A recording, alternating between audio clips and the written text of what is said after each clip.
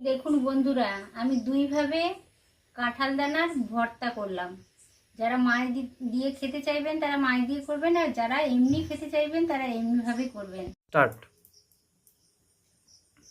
নমস্কার বন্ধুরা, গঙ্গাসাগরের বোনেদি রান্না ও পরিবেশ ইউটিউব চ্যানেলে আমি সবাইকে স্বাগত জানালাম। এই দেখুন বন্ধুরা, আজ আমি এক মজাদার রেসিপি নিয়ে হাজির হয়ে গেছি। এখন তো বাজারে প্রচুর পরিমাণে কাঁঠাল পাওয়া যাচ্ছে, সবাই তো কাঁঠাল কিনে খাচ্ছে। এই কাঁঠাল ছোট অবস্থায় যখন থাকে বন্ধুরা, তখন আমরা বলি এঁচোড়, সেটাও আমরা রান্না করে খাই। আর সেইটা যখন পেকে যায় সেইটা কাঁঠাল হিসাবে খাই, পাকা কাঁঠাল। তারপর কাঁঠালটা খাওয়ার পরে তার বীজটাকে বা দানাটাকে আমরা বিভিন্ন রেসিপি করে খাই। এটা পুড়েও খাওয়া যায়, বিভিন্ন তরকারি করে খাওয়া যায়। আজ আমি যে তরকারিটা করব সেটা হচ্ছে কাঁঠাল বীজের ভর্তা করব। কাঁঠাল বীজটাকে সিদ্ধ করে নিয়ে ভর্তা করব। এই দেখুন, আমি মোটামুটি অনেকটা পরিমাণ 500 গ্রামেরও বেশি একটু কাঁঠাল বীজ ছাড়িয়ে নিয়েছি। এই দেখুন, এইভাবে থাকে। এর খোসাগুলো ভালো করে ছাড়িয়ে নিতে হবে, আর যদি না ছাড়াতে পারেন তাহলে হালকা ভেজে নিয়েও ছাড়ানো যেতে পারে। আমি না ভেজেই করেছি, হালকা অল্প করে কেটে দিয়েছি। এই দেখুন, অল্প করে কেটে দেওয়ার পরে এই নখের সাহায্যে এইভাবে তুলে খোসাটা ভালোভাবে ছাড়িয়ে নেওয়া যায়। তো এরই আজ রেসিপি করব। এটা প্রথমত আমি সিদ্ধ করে নেব। এই ভর্তাটা করার জন্য দেখুন, আমি 3টে বড় সাইজের পেঁয়াজকে ছোট ছোট করে কেটে নিয়েছি, আর কয়েকটা 7-8টা মতো শুকনো লঙ্কা নিয়েছি। ঝালটা আপনাদের নিজেদের বুঝেই নিতে হবে। আর বেশ কয়েকটা ছোট বড় করে কয়েকটা রসুন কোয়া নিয়ে নিয়েছি। তো উনানে একটা কড়াইও বসিয়ে দিয়েছি। দেখুন, এবার জালটা লাগিয়ে দেব। এই দেখুন, কড়াইতে আমি কিছুটা পরিমাণ জল নিয়েছি। এই জলেই আমি কাঁঠাল দানাগুলো দিয়ে দেব। বেশ ভালো করে এটা সিদ্ধ করে নিতে হবে। তো এখন আমি একটা ঢাকনা চাপিয়ে দেব। তার আগে বন্ধুরা, অল্প আমি এতে সরষা তেল দিয়ে দেবো। যদি সরষা তেল দিয়ে সিদ্ধ করা হয় তাহলে কাঁঠাল দানাগুলো তাড়াতাড়ি সিদ্ধ হয়ে যায়। ওই জন্য আমি অল্প পরিমাণ সরষা তেল দিলাম। ঢাকনা একটা চাপিয়ে দিলাম। একটা ঢাকনা চাপিয়ে রেখেছিলাম কাঁঠাল দানাটা যাতে তাড়াতাড়ি কুক হয়ে যায়। আবার ঢাকনাটা খুলে একটু নেড়ে নিলাম। বন্ধুরা, একটা কথা বলছি, নিত্য নতুন ভিডিও পেতে আমার চ্যানেলকে অবশ্যই সাবস্ক্রাইব করে রাখবেন। গ্রামের এই ছোট ছোট নিত্য নতুন ভিডিও পেতে আমি কাঁঠাল দানার ভিডিও আগেও দিয়েছি, আমার চ্যানেলে আছে, চাইলে আপনারা ওখান থেকেও দেখে নিতে পারেন। আজ আমি কাঁঠাল দানার ভর্তা করব। এই মজাদার ভিডিওটা দেখার জন্য প্রথম থেকেই লাস্ট অবধি আমার সাথেই থাকুন। আমার চ্যানেলকে অবশ্য সাবস্ক্রাইব করবেন আর পরিচিতদের মধ্যে শেয়ার করবেন। ঢাকনাটা খুলে নিলাম। পুরো 20-25 মিনিট ধরে আমি কাঁঠাল দানাটাকে সিদ্ধ করে নিলাম। এই দেখুন, খুব ভালোভাবে সিদ্ধ হয়ে গেছে। খুন্তি না লাগাতে লাগাতে পুরো খুলে যাচ্ছে। এই দেখুন। তো কাঁঠাল বীজগুলো কিন্তু খুব ভালো করে সিদ্ধ করতে হবে, না হলে কিন্তু হাত দিয়ে মাখানো যাবে না। তো ভালোভাবে সিদ্ধ হয়ে গেছে। এই পর্যায়ে আমি কাঁঠাল বীজগুলোকে একটা ফুটো থালাতে তুলে নেব।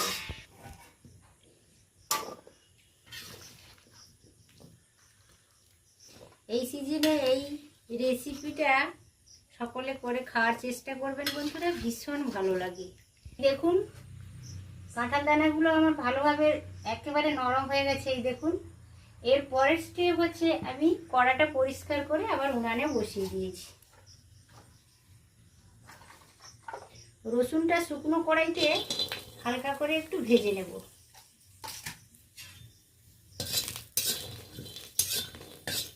আঁচ লাগিয়ে আমি রসুনটা শুকনো কড়াইতে ভেজে নিলাম।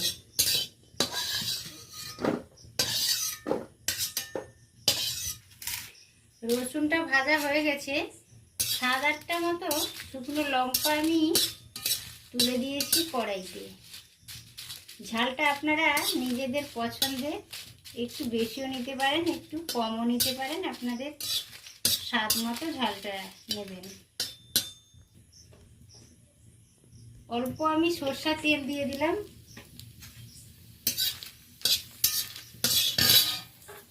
লঙ্কাটাকে বেশি সময় মুচমুচে রাখার জন্য আমি অল্প লবণ দিলাম।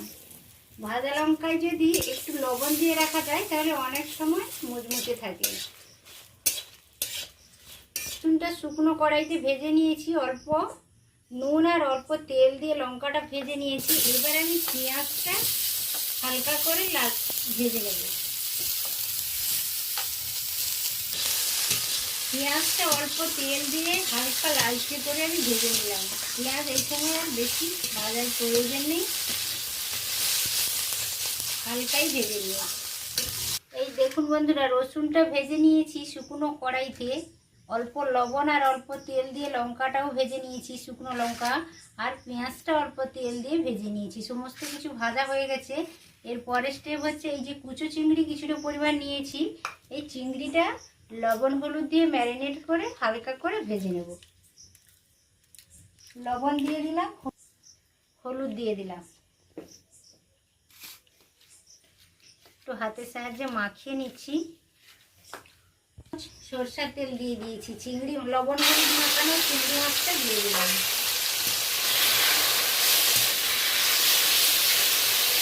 দেখুন চিংড়িটা আমার ভাজা হয়ে গেছে। চিংড়িটা খুব শক্ত করে ভাজার প্রয়োজন নেই, তাহলে চিংড়িটা রাবারি হয়ে যাবে। তো আমি নরম করে চিংড়িটা ভেজে নিলাম। এই দেখুন বন্ধুরা, সমস্ত কিছু রেডি করে নিয়েছি। চিংড়ি মাছটা আমি বেটে নেব। আপনারা চাইলে গ্রাইন্ডার থেকেও বেটে নিতে পারেন, কিন্তু আমি শিলনোড়াতে বাটবো। শিলনোড়াতে বাটলে টেস্টটা মনে হয় একটু বেশি আসে। লঙ্কাটা বেটে নেব, রসুনটা বেটে নেব আর চিংড়ি মাছটা বেটে নেব। এখন তো গরম রয়েছে, এই দানাগুলো সিদ্ধ দানাগুলো আমি এখন একটা থালাতে নিয়ে নিচ্ছি। আপনাদের কাছে ম্যাশারটা থাকলে ওটার সাহায্যে ম্যাশ করে নেবেন, কিন্তু আমার কাছে যেহেতু ম্যাশারটা নেই, আমি একটা ভাত নেওয়া হাতা দিয়ে এইভাবে ম্যাশ করে নিচ্ছি। দেখুন বন্ধুরা, হাতের সাহায্যে ভালো করে আমি একটা হাতা দিয়ে প্রথমত আমি ম্যাশ করে নিয়েছি। তারপর ভেতরে একটু একটু গোটলা ছিল, সেগুলো হাতের সাহায্যে ঠিক করে নিলাম। মোটামুটি এই পর্যন্ত হয়ে গেছে। আর শিলনোড়া থেকে আমি চিংড়িটা ভেজে রাখা চিংড়িটাও বেটে এনেছি, রসুনটাও বেটে এনেছি। আর এদিকে রয়েছে লঙ্কা, ভাজা লঙ্কা রয়েছে। ভাজা লঙ্কার বোটাগুলো আমি খুলে নিয়ে, যেহেতু লবণ দিয়ে ভেজেছি তা একেবারে মুচমুচে রয়েছে, আমি হাতের সাহায্যে একটু মাখিয়ে নেব। লঙ্কাটা আমি শিল থেকে বাটলাম না, হাতের সাহায্যে একেবারে মুচমুচে ভেজেছি, মুচমুচে করে ভেজে নিয়েছি, হাতের সাহায্যে ভেঙে দিচ্ছি, মাখিয়ে নিচ্ছি ভালো করে। ঝালটা আপনাদের নিজেদের স্বাদ মতো নিতে হবে। লঙ্কা মাখানোটা নিয়ে নিলাম। এবার আমি ভেজে রাখা পেঁয়াজটাও নিয়ে নিলাম, কাটাটা নিয়ে নিলাম। ভালো করে হাতের সাহায্যে এইটা পরিমাণ মতো আমি সরষের তেল নিয়ে নিচ্ছি, স্বাদ মতো লবণ নিয়ে নিলাম। দেখুন বন্ধুরা, আমার মাখানোটা একেবারে রেডি হয়ে গেছে। আমি দুভাবে আপনাদের দেখিয়ে দিচ্ছি। এদিকে হাফ সরিয়ে রাখলাম,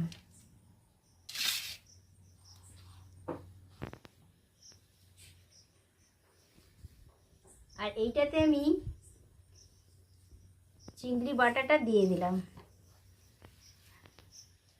কেউ যদি মাছটা না দিয়েও মাখতে চান তাহলে এইভাবে মেখে নিতে পারেন। আমি দুভাবে দেখিয়ে দিলাম ভর্তাটা।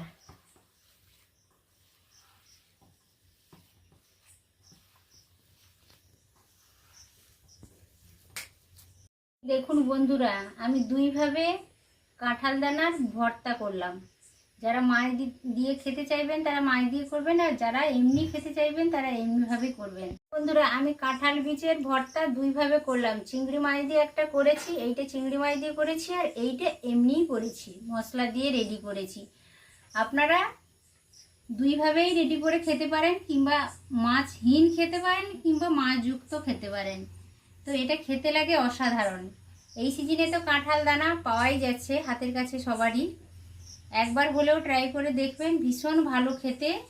রেসিপিটা যদি ভালো লেগে থাকে আমার চ্যানেলকে অবশ্য সাবস্ক্রাইব করবেন, ভিডিওতে একটি লাইক দেবেন আর পরিচিতদের মধ্যে শেয়ার করবেন। আর অবশ্য কমেন্টের মাধ্যমে আমাকে জানাবেন কেমন হয়েছে। আজ তাহলে আসি বন্ধুরা, আবার দেখা হবে অন্য ভিডিওতে অন্য রেসিপির সাথে। তত সময় আপনারা সকলে সুস্থ থাকুন, ভালো থাকুন, ভালো খান। আজকের মতো টাটা, নমস্কার।